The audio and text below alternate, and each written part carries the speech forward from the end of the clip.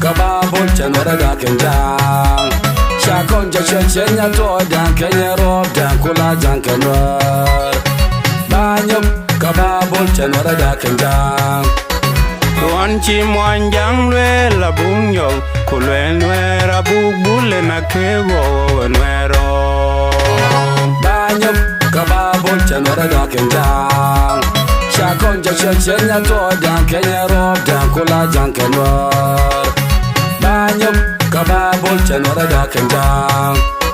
ni walga me chiro jang de pay kay jang mo de pay chikam dan terwal kwaleng bayala do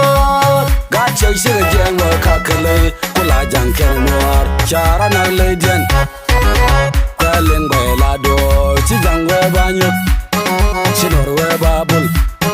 chijang we banyo chinor we babul banyo kababul chakam dan sudan ni walga me go kon bon ket garam kel chakon badaga mishina de la dag banyo kababul chanora da kenjang shakon chenya to dan kenya rob dan kula jan kenwar banyo kababul chanora da kenjang Tuan chi mwanjang lwe la bunyo kulwe nwera bubule na kewo nwero banyum kababul chanora da kenjang shakon chenya to dan kenya rob dan kula jan kenwar banyum kababul chanora da kenjang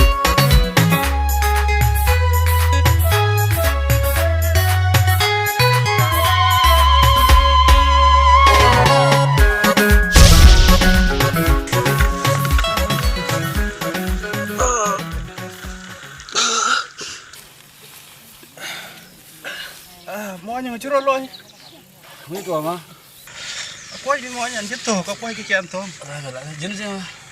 Ê, nó bul rồi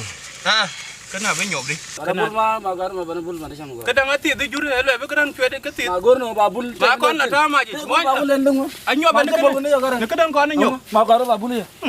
Cái đang bây giờ lôi đi quên. Ya đó đi. đúng chín đó nó bul không thế nhưng mà bul cái theo Ui với cái đang chuyện cái thịt mà cái đang ăn thịt với con tháo mà chị. Iya dia uwi mà Ê, mọi. ni walga me go kon bon ket garam kel chakon badaga mishina de la dag banyum kababul chanora da kenjang shakon chenya to dan kenya rob dan kula jan kenwar banyum kababul chanora da kenjang Tuan chi mwanjang lwe la bunyo kulwe nwera bubule na kewo nwero banyum kababul chanora da kenjang shakon chenya to dan kenya rob dan kula jan kenwar banyum kababul chanora da kenjang